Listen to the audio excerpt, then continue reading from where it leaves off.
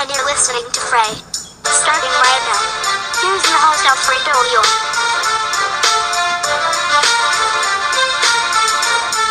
Thank Alan. Before I begin, I apologize if I mispronounce any names or if I'm too biased there.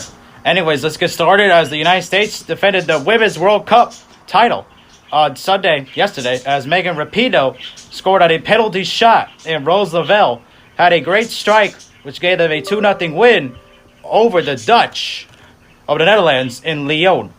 Having been kept at bay by the brilliant Dutch goalkeeper Sarri van Wiedendaal throughout the first half, USA finally got ahead just after the hour, as Rapinoe got the go-ahead goal from 12 yards to end the tournament tied with the most goals with 6. There was an air of inevitability about the pink-haired Rapinoe, the star of this World Cup, on and off the field, putting the USA ahead. It also seemed inevitable that the breakthrough goal here should come from a VAR-awarded penalty, with French referee Stephanie Frappart initially giving a quarter before pointing to the spot following a review. Lavelle, who was another standout performer over the last month, got the second goal in the 69th minute as she killed off Dutch hopes of a comeback. The victory underlines the USA status as the dominant force in international women's football as they claimed the World Cup for the 4th time in 8 times held.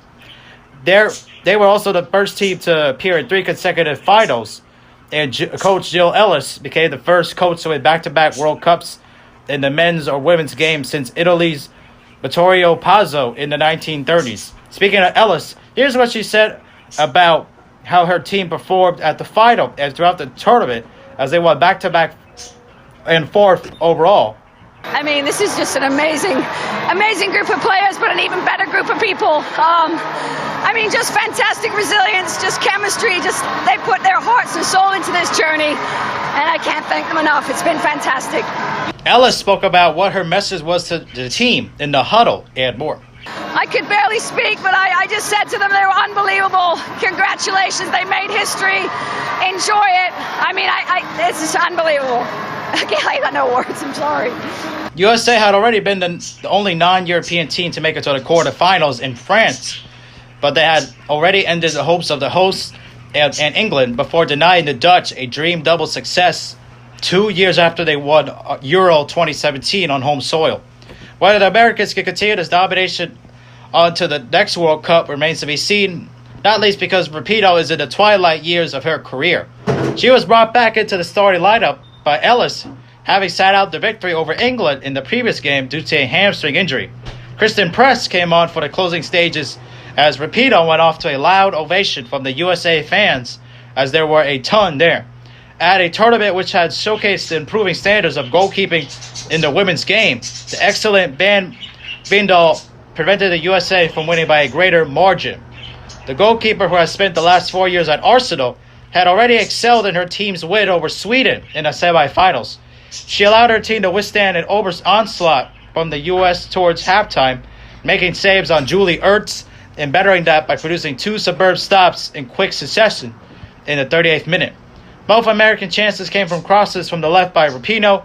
First, Van Wijndaal stopped a Samantha Mewis header, and then she turned the ball on the post when Alex Morgan diverted Rapinoe's shot towards goal. Morgan was denied again moments later as she tried a shot from 20 yards, and the European champions did not score in the game. The USA had scored no later than the 12th minute in all of their prior matches at this World Cup, but the Dutch offered little going forward at the end. It took 61 minutes before the U.S. scored their first goal. The referee gave a quarter when Stephanie Vandergraat challenged Morgan in the area but changed her mind. Rapinoe got the first penalty goal scored in a Women's World Cup final to claim the Golden Boot. She finished tied with Morgan with 6 goals and 3 assists, but won the trophy by virtue of playing fewer minutes in the tournament. Here is Rapinoe speaking of what it felt like to win back-to-back World Cups and more. I don't think I can.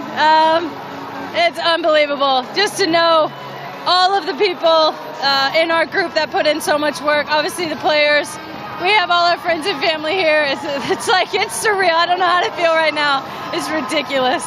The Netherlands tried to regain their confidence, but there was nothing they could do to stop Lavelle's run towards the box midway through the second half. Rapinoe also spoke about her reaction to Lavelle and what it was like to see, and more. That was what she's been missing, just that little bit all tournament. She's been on the dribble, so dangerous for us. She's opened up everything for us. For her to get that reward tonight on the biggest stage that you possibly can, I'm so proud of her. She's superstar, not even in the making. She's straight up superstar at this point. Rapinoe was also asked on what makes this group special. I don't know, we're crazy. That's what makes it special. We just have no quit in us. We're so tight, and we'll do anything to win. Lavelle dropped her shoulder to set up the shooting opportunity and fired from 18 yards. Vandenbal then saved Morgan and Crystal Dunn to keep the score down, but the title was USA's again. The U.S. also broke the record for the most goals scored at a single World Cup with 26. Here is Morgan speaking on what she's more proud of this team and more. I think that we've shown that as much as the gap is continuing to close in women's football, and it's just becoming so more evident in so many cultures globally, we're also continuing to challenge ourselves and trying to stay ahead of the curve. And I think we've done a great job as a pioneer for the sport. And I mean, what else can you be proud of? You know, these players on this team are just incredible. All, 1 to 23, it doesn't matter. We all played a role and we executed perfectly. Morgan was also asked what the tears were and more. Just tears of joy. I mean, the emotions. I think people don't understand just how emotionally exhausting this whole journey is. And it's sometimes it just comes at you, and it's, of course, it's all worth it, but it doesn't come without so much adversity and just so much exhaustion. What a win for the U.S. I'm not the biggest I'm not a soccer expert, so I'm not going to pretend to know, but still, congratulations for the U.S. to win. And like I said, I'm not a soccer expert nor trying to be, so I'll do the best I can. But what a win for the U.S. as finally got the World Cup second in a row. Pretty incredible accomplishment to be able to do that. And as no other team have been able to do that since Germany in 2003 and 2007 won back-to-back World Cups. And crazy that Jill Ellis is the first ever coach to do it in women, and the first since Italy had their coach in the 30s. So what a way. And also what a game. Incredible stuff right there. The Dutch were just tough. And all those saves by their goalkeeper, Vandenbal, to be able to get all those saves, and it was just crazy to think of how many chances there was to get goal. Like Julie Ertz and a lot of guys, a lot of girls over there that so close to be able to get it, and many times it's like, whoa, how did that go in? A lot of coulda, woulda, shoulda. So credit to the Dutch for getting the goalies save a lot. If not, this would have been over a lot sooner. The second half they just ran out of fatigue, and as a result, the U.S. we capitalized on it and to be able to get all those goals.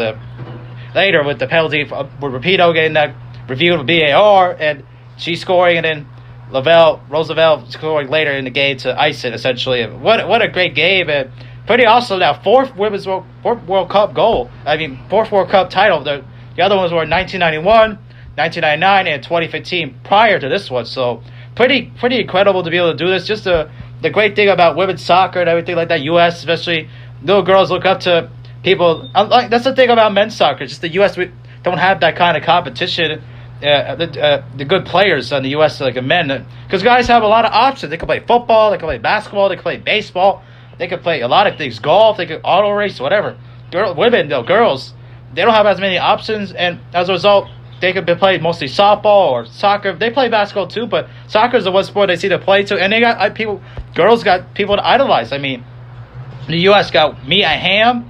Pretty iconic player, probably the most iconic in history, arguably, and a lot of girls look up to her, and probably the reason why they even play on the team and everything like that. And now you got Alex Morgan, you got Megan Rapinoe. A lot of girls idolize them and want to be like them. So the program in the U.S. is just incredible. One of the best in the world, probably arguably the best in the world for women's soccer, and it's just incredible what they've done and to be able to do this. And it's just amazing to see the type of development they're doing. It wasn't easy in this World Cup. It wasn't given. I know the U.S. were favorites, but we didn't really have the best, the easiest of roads. Tough competition with France barely getting by that one. They didn't have a goal, the goal and everything like that, and as a result, the VAR, one of the goals late in the game, I think it was against France, that turned out to being overturned because of a offside. One of them, another one I think it was because of England. One of those games, it was just insane. Like the road here, and it wasn't easy, and the Dutch were tough. They gave it all they got, and as a result, the U.S. were able to still come out on top. Fourth one, pretty crazy stuff, and it's just awesome to see how these women are incredible, especially that goal by Rapido, just incredible. And the play she did. What's amazing that the 2 goals by Rapido and Lavelle were both by players who were injured or didn't play in the previous game against England, and both of them came out with big goals. And this one, Lavelle, she left the game with a hamstring injury, but she did play in the game. Rapido didn't play at all because of a hamstring. It was mysterious at first, as Jill Ellis was asked to interview at halftime by I think it was Alex Curry on Fox, and she didn't really offer a comment about Rapido. It was mysterious. Why would she not play? And eventually they revealed it was a hamstring injury. That's why she didn't play. But she was definitely not going to miss this final. Neither was Lavelle, and they both came up huge in this game. So kudos to them for providing those big goals to be able to win it. It's just amazing, like how much people, the draw and everything, the ratings were off the roof, through the roof, and billions of people were watching. Millions, like over 1 billion people watched the Women's World Cup. The women's are amazing, and this is also to see, like, being a fan, not trying to show much bias, but it's just amazing to see, like, to be able to do all this. And also, it was pretty neat to get that women's the title, the World Cup title, like 20 years after the 99ers did it, led by Mia Hamm and them. And as a result, like, the uniforms were similar to the 99 team, and as a result, I definitely did not want them to lose this World Cup, especially on the 20th anniversary, which is why the uniforms was somewhat modernized based on the 99 team. And I was too young to watch Mia Hamm play for the U.S., so I've mostly just been watching because Alex Morgan joined, and she's my favorite player of all time, not just in with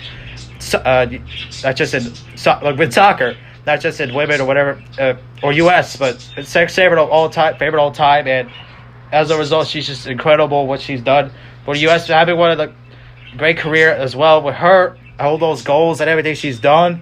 And with the U.S., the big ones, she almost won the Golden Boot if it weren't for what Megan Rapinoe did, scoring that goal, that penalty goal. But she doesn't care. It's all about the win, and good for Rapinoe to get the Golden Boot. Pretty neat accomplishment to do that. And as a result, also, like, it was a lot of controversy throughout the Women's World Cup with the U.S. and everything, but with the Megan Rapinoe saying stuff about the White House, don't usually get political here, saying stuff that she wouldn't want to go to the White House if the U.S. win, and we won. So I don't know how she feels now, but also she's been asking for equal pay.